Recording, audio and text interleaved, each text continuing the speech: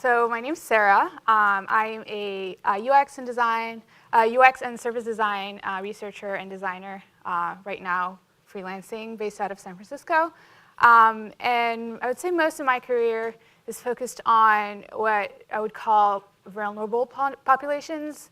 And that's just a fancy term to say basically people whom we design for last because that's not where the money is generally. So a lot of my work actually happens in the developing world, where surprisingly a lot of interesting design challenges occur because a lot of the populations around the world discover the web through phones directly without having gone through computers in the meantime, and sometimes not even smartphones through feature phones, so that poses some interesting challenges. So that's just to give you a little bit of context about me when I'm talking about some of the projects that I've worked on. Just so that you understand. So today I'm going to be talking about exploratory research in UX design. And before I start, I'd love to ask how many of you currently conduct some kind of UX research as part of your day job? Amount. Excellent. And how many would you say focus on exploratory research versus evaluative? One hand. No, a couple. 3 hands. Excellent. All right. So what we're going to do is I'm going to talk a little bit about what is exploratory research, and then explain why I think it's valuable, and then give some more tactical methods and tools on how to conduct exploratory research if so you choose. So what is exploratory research? The term exploratory research actually generates from social sciences, where it's described as research that's conducted around a problem where there hasn't been really a lot of research done in the past. So you're starting sort of fresh and new. There hasn't been anything done in the past that sort of guides you or allows you to build any assumptions from scratch. And as its name suggests, it really is about sort of exploring a problem and in a very generative manner. And the easiest way for me that I find to define exploratory research versus evaluative research is to think about it as exploratory research happens in the problem space. So when you're still kind of either figuring out which problems you're trying to solve or questioning whether the problems you're trying to solve are the right ones. Whereas evaluative research sort of happens when you're more in the solution space. So you're already pretty certain about the problem that you're solving, and you're trying to figure out whether you're solving it the right way. So in a nutshell, exploratory research aims at really gaining sort of a deeper understanding of the user's lives. And that sort of happens on both ends, both in terms of like a broad lens of looking not just at how they interact with that specific product or service that you're looking at, but also all the lives that they have around it. And also deeper in the sense that we're targeting sort of smaller number of users and longer conversations and longer, deeper research. So why do I think exploratory research is valuable? I think there are sort of 3 values to exploratory research. The first one, as I mentioned earlier, if you're just in the early stages of research and design and you're trying to define which problems you're trying to solve, it sort of helps you get there. It can also, if you already have a problem space that you're working in, help you reevaluate whether it's the right one. Or it can just expand the problem space. So you may already be solving a problem, but there may be adjacent problems to that problem that you could also resolve. So I'll illustrate this through 3 projects, so it makes a little bit more sense. So the first one, in terms of defining the problem space, this was a project that I worked on around the affordable housing application process in the District of Columbia, which is called Section 8. It's a program that's offered by HUD, the Department of Housing. And basically what it means is that private buildings are mandated to reserve a certain number of units that they offer at more affordable rates for low-income families. So when we used exploratory research for this project, when we approached the client, which was a nonprofit named Bradford City, they're a social services agency based out of Washington. They really didn't have a lot of direction in terms of what we wanted to work with them on. They only wanted us to focus on how can we improve the experience of their housing program clients. They had way too many clients for what their capacity allowed them to serve, and so they asked us for help on that. And so the research that we conducted helped them focus on the problem that we then built a solution for, which was specifically on the Section 8 applicants and transforming the current paper-based application that they have. They have to fill about 100+ forms by hand, each 20 to 30 pages long, and turning it into a web-based tool to improve their experience. So that's on an example of how you can use exploratory research to define the problem space. The second example I have is around reevaluating the problem space, and this is a project where we were approached by a large automotive manufacturer, and it's around CNC machine and operator interactions. How many of you know what CNC machines are? A good amount, okay. So they're basically the opposite of 3D printers. Instead of like creating an object by putting in materials, you put in a block of metal or whatever other material, and you carve it out so that you end up with the workpiece that you want. So when we were approached by the client here, their ask was to simply improve the usability and look and feel of the CNC machine screens, and they look horrendous. You can't really tell from this photo, but they belong in another decade. And so what we approached the problem, the research, and wanted to understand all of the instances in which humans were interacting with CNC machines, regardless of whether or not they were the operators on the floor shop, which was the initial mandate that we were given by the client, or not. And so this actually led us to shift completely the focus of the project. And we ended up building a solution that helped process engineers and quality inspectors. Process engineers are people who sort of put together a plan for how the different machines on a floor plan will work together to be able to produce a piece. So like, for example, the first machine might be able to carve out the outside, and a second machine will be able to drill deeper, et cetera, et cetera. Quality inspectors are the people that come in all the way at the end to make measurements around the piece to see if it actually follows the initial specs and if it's going to be able to fit in whatever other piece in like an engine or whatnot. So what started off as sort of a project around a usability sort of improvement of a screen ended up being a completely new product that we created with this client. To help reduce errors in producing workpieces and saving time and resources. And then the third example that I wanted to give is around how you can use exploratory research to expand the problem space. And this was a very recent project as of last year. We worked with an organization called Democracy Works. They're a nonprofit that works to help improve voter turnout in the US. And when they engaged us, their mandate was to focus on their flagship tool called TurboVote. I don't know if any of you have used it, but it's basically an online tool where you can enter in your name, your address, your party affiliation if you want, other information, and it basically sends you information around local, state level, federal elections that are applicable to you.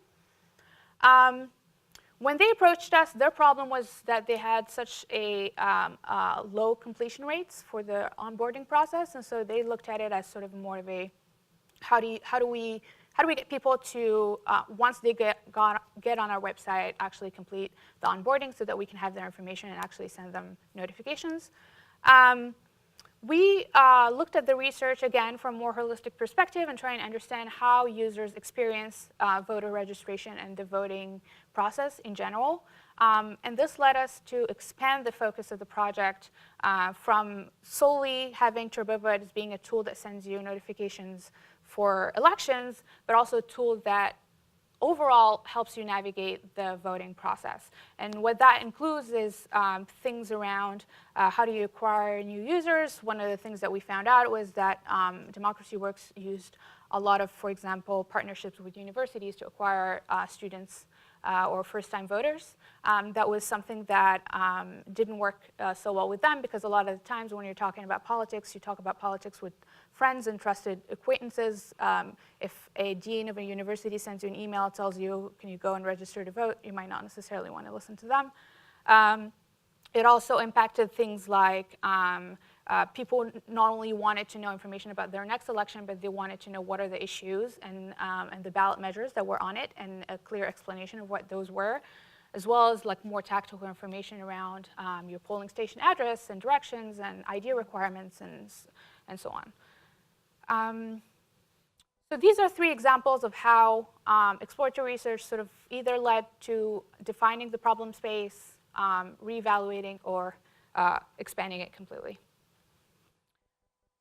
Now I want to get into more of the tactical sort of tools and tricks to use for if you want to conduct exploratory research in your line of work. And I sort of broke it down into 5 stages because I felt like the middle one, sort of actually conducting the research, was only a small piece of the puzzle. It really starts early on when you're first scoping what the research is going to look like. And then when you're thinking about recruiting your participants, then you do the research, and then how you analyze those learnings, and then how you communicate them. So when you're trying to scope your research, I personally found through my experience that it's really helpful before you begin engaging with participants or users, answer 9 questions. And these are the first 5.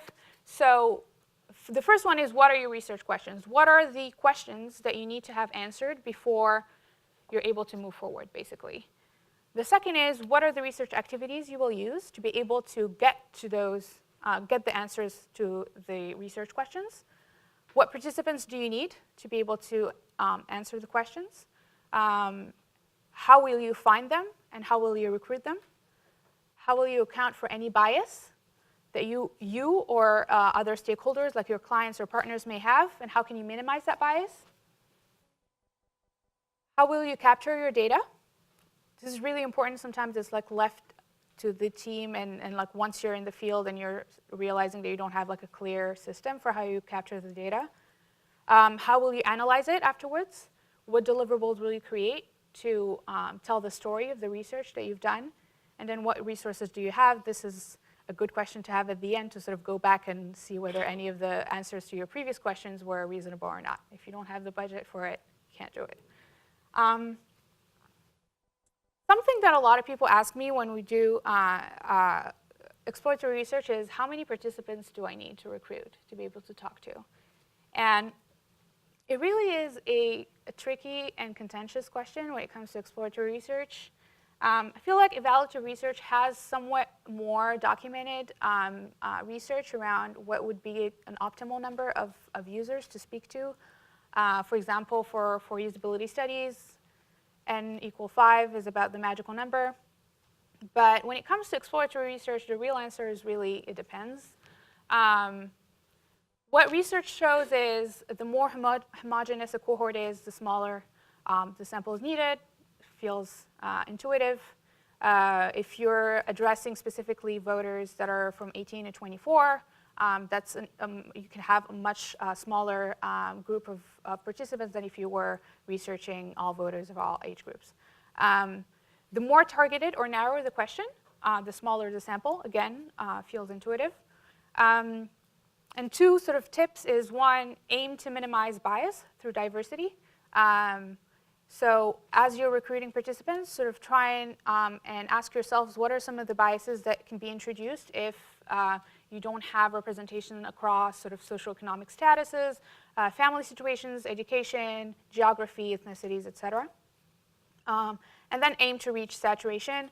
A lot of the times, what we do is that we have sort of a recruitment that happens on a rolling basis. So we start recruiting participants, so we begin doing some of the interviews, and if we start hearing repeated answers or themes, then we can stop. If not, we can keep recruiting more participants to get to that saturation level. So it's not as linear as it may seem. So how do you go about recruiting participants? I'm going to talk about a few different recruiting methods, from intercepts to hiring a professional recruiting agency, going through family and friends and online ads. Professional recruiting agencies are sort of on the expensive side of things. The name of the game is access. There are agencies that have specialties in terms of like industry. So there are agencies that you're able to have them recruit, like for example, healthcare professionals, and they have like a huge database of people that they can tap into. So some recruiting agencies have specialties like that. And it's on the research team, this is the easiest method of all, because you basically pay them, you give them your criteria and a screener, and you wait for them to set up the interviews.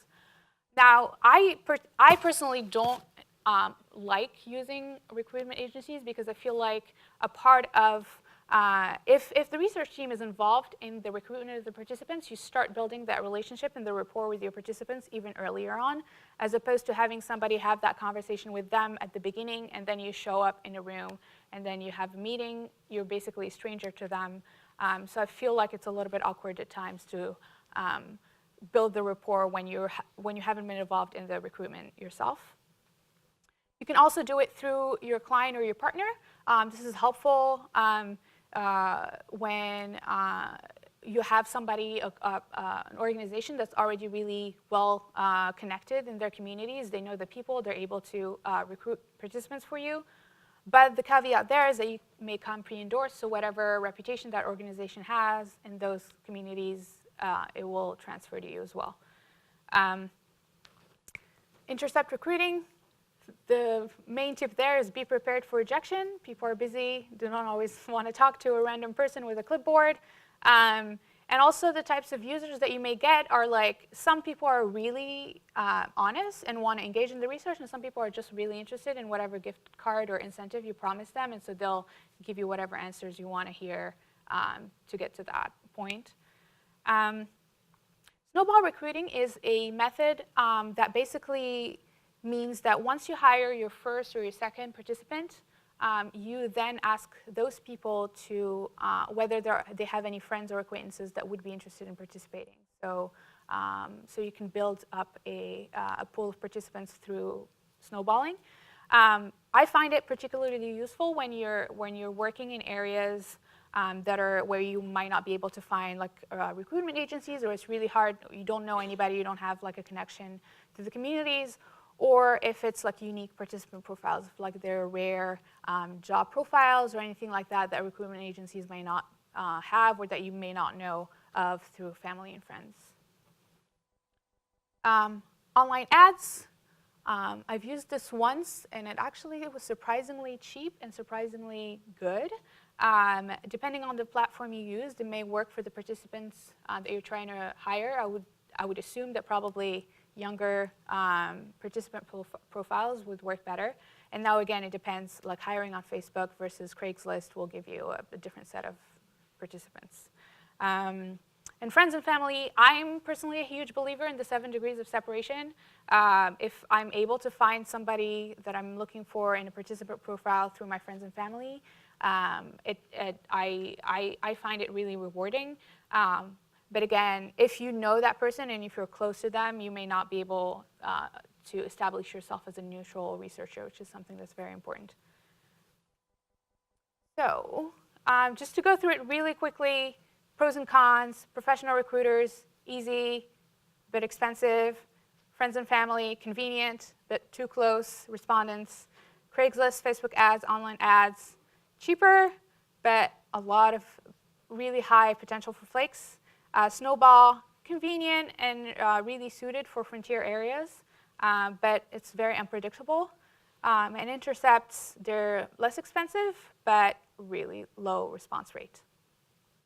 And just to illustrate, these are the main recruiting methods I've used in the 3 projects that I mentioned earlier. So the affordable housing one, we actually recruited through the client.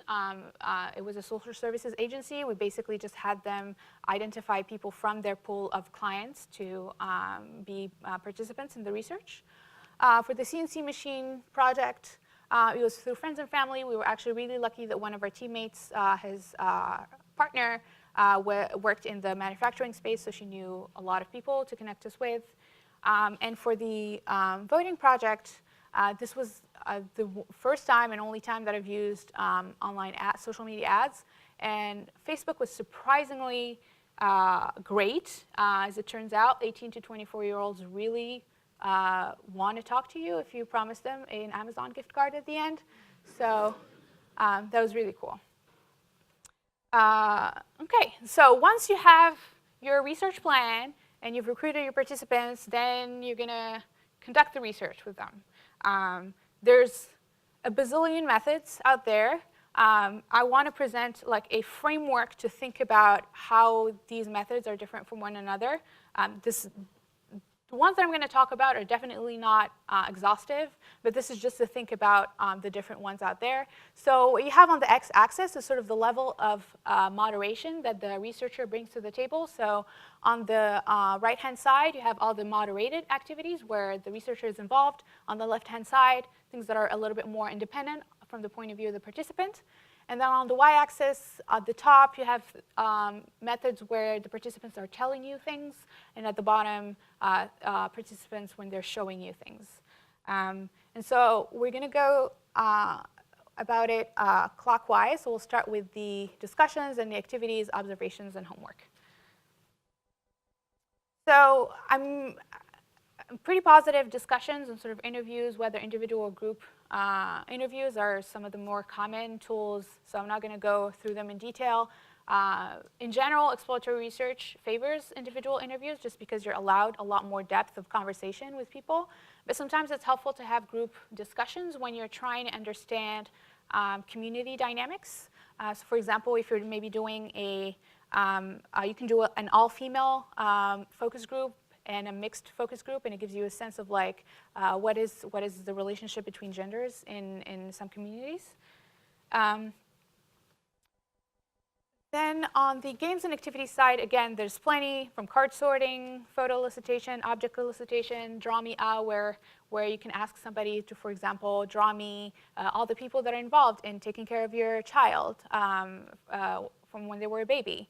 You can ask them to plot their journey map on paper, do word associations, forced ranking, role-playing, et cetera, et cetera. Please raise your hands if you want me to go into more details in any of these. Then on the more passive side, as far as sort of the moderation aspect, there's the observation piece. I wanted to talk about 4 techniques for observation that I find helpful. All of these are very simple, but it's just always good to keep them in mind before you go and decide to observe somebody in a context. The first one is just basically counting a tally sheet of whatever it is that you want to know what the user is doing. It's useful in building assumptions if, for example, user is always going to a specific page or always doing the certain action, then you can start asking questions and dig deeper about why. You can time duration.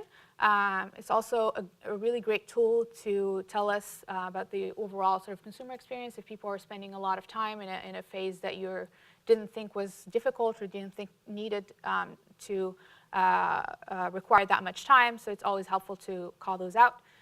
You can diagram interactions. So this is when you're observing all the people and touch points that the user is interacting with.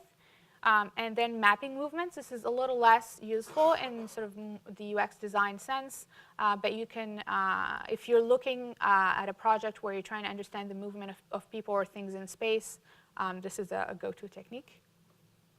And then finally, you can give homework assignments to your participants. They can take different forms like diary studies, photo studies, surveys or questionnaires that people send you every week or every so often. And mystery shopping, which is a tool that involves, it's especially more in the retail or in the government services space, where you ask people to go in and sign up or buy a product and have you sort of recount their experience and how that went. It works especially when you can't be in the shoes of the user. So like if I go do this in Mexico and I look nothing like Mexicans, if I show up at a bank branch, you're going to know that I'm a researcher. There's something sketchy, so I can hire local people to go through that experience and sort of debrief with them afterwards.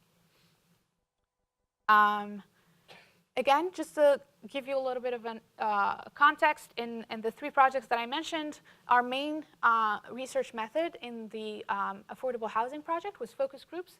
We actually used that because Bread for the City used to have these, what they called housing clinics. So every week they would have a half a day where they invite people to come in and fill out applications amongst themselves. They found that it would help when they had people together to sort of give tips to one another. So you just used that setting to have group interviews with people. It was already sort of set up. We didn't have to spend a lot of logistics on that.